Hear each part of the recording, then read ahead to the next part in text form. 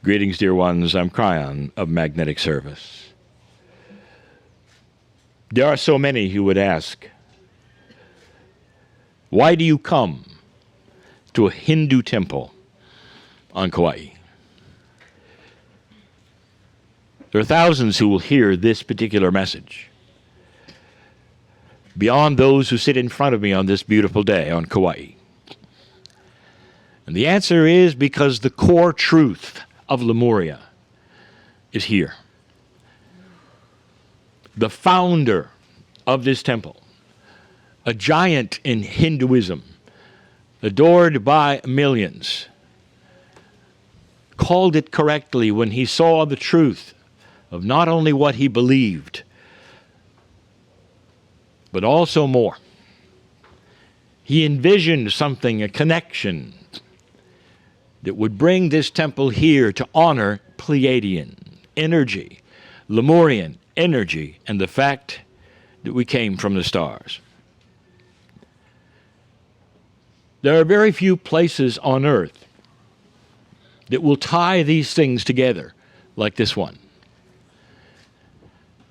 I want to tell you something, as long as we're here,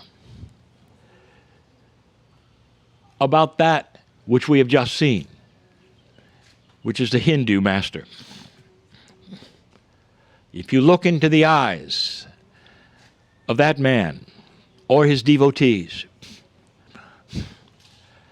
and you say to him, I'm a Christian, he will smile and congratulate you for your choice and tell you you're in the right place at the right time. He will shake your hand and mean it. He will not evangelize you. He will not tell you that you're wrong. And this is what we have always taught, that there are levels of enlightenment for all, and graduation, inevitably, is where you come to that which we've called the spark, or the explosion to enlightenment. And some of you are at the cusp. Because you are here, you start to understand not just esoteric things, but things which are above that which is in 3D. Things which you must trust are there because the God inside you is about to show and tell and be something greater than simply a human being. There was a time, dear ones, when you were on this planet, and we've told you this before, when you were in teaching and learning, and there was a clearness and an understanding. You can see it in civilizations all over the planet that have devolved. And one of them, recently we were in and we told you that the ancient beginning dynasties of Egypt understood core truth. And you could see it on the walls. In fact, you can see some of the principles that were taught right here a moment ago from the Hindu master. Truth is truth, and the shades of it are the school of learning. And in this, I tell you yet again, you are in an age now, an age that has even been named this day by the Hindu master, that would speak of an evolvement that is going on, that we call the shift, where light is starting to come in certain ways that will affect everything you do. And the whole reason I am here and teaching is to prepare you for that. It is tough to come up against that which is darkness that has been here for so long. It is tough to go against the grain of the kinds of things that human have done with human forever. And we've spoken about it. We've spoken about some of the most corrupt things starting to have light. And that is to say that you're able to see them. You heard this today, even from the Swami. The Swami even mentioned that there's still a kind of slavery on the planet, even though the basic kind perhaps has been outlawed for years. There is still the one we say is coming into revelation. And that is the slavery of children for sex. and that this will be revealed to such a way, and the scope of it will be shameful. And who is funding it will be shameful. And it's coming. And when it does, there are those who will say the earth is doomed because it's so bad and so awful and so corrupt, never understanding it's been with you for 1,000 years. Light is coming, and in the process, old soul, we need you to put on the mantle, to put on the armor of a light worker. Because you are going to be the ones who are karmically prepared for the next lesson. And whether you're here or whether you're coming, whether it's the next lifetime we are speaking about or this, it doesn't matter. Your one soul will simply go through the lessons, but this one is different. For now you're going to come into that which has been expected in an evolved earth and an evolved time, where you will actually start saying, I have God inside. Question today, even to the Swami, where is God? And I have said it over and over, and it's the same thing the Swami said. Look around. In every leaf, in every molecule, in every consciousness is God.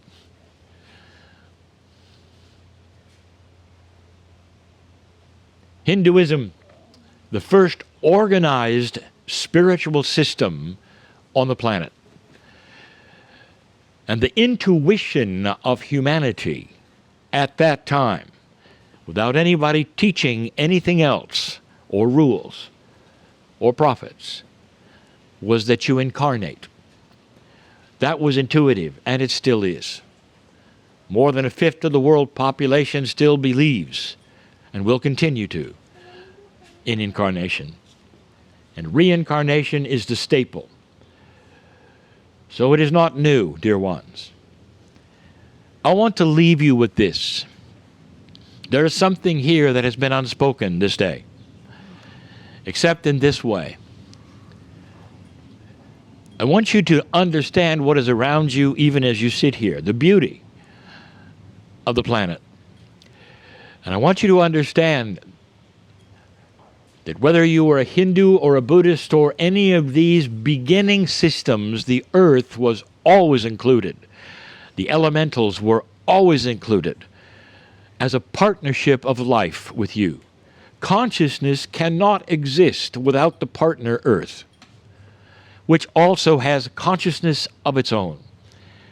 We've invited you to feel it here.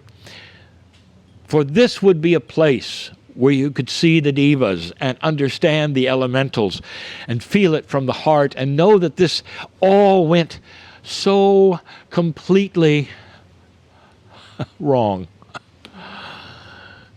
Tell me one main religion today where the earth is your partner. It's been dropped completely. But if you go to an indigenous, it's there completely. This will change. I told you long ago that there would come a day when the religions of the planets would see eye to eye, and it's exactly the same thing as the Swami told you today. Those are the words. And perhaps that their prophets would not necessarily meld into one, but what they would see would be allowing, an enablement, so that they'd all exist together. So that one would point to the other and say, we understand that my God is your God, and that you have a slightly different way of worshiping in a slightly different temple, and we'll come together and celebrate it and sing the songs. And we'll see eye to eye on that. We've told you that this is coming someday. But with it, dear ones, is coming something else, a return to the understanding that the earth is your partner and Gaia, Pachamama, is coming. The love of the earth must be part of what you believe. In a moment, you're going to walk the grounds of this place. You're going to view the temple, which is created because that's what humans like and do and